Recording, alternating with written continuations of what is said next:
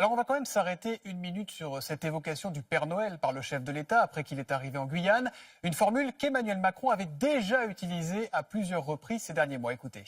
Mais madame, je ne suis pas le Père Noël. Je ne suis pas le Père Noël. Il y a eu beaucoup de Père Noël pour la Guadeloupe, mais ils viennent tous les 5 ans. Certains ou certaines ont pris l'habitude de venir vous voir et font la liste du Père Noël. Je crois que vous n'êtes plus de grands enfants. Moi, je n'ai pas la solution à tous les problèmes.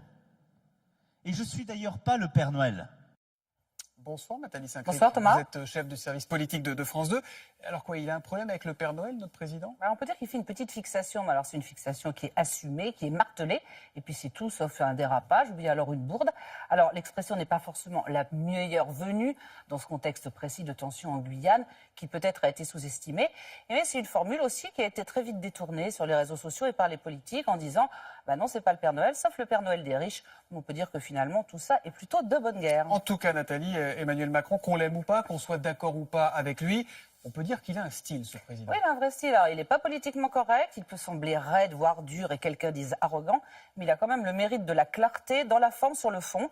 Il n'est pas démagogue, il ne fait pas de clientélisme, et surtout, il refuse de réagir à la pression. Alors, il fait un pari qui est peut-être risqué, c'est ce pari que l'opinion, ce sont des adultes, ce sont des gens matures.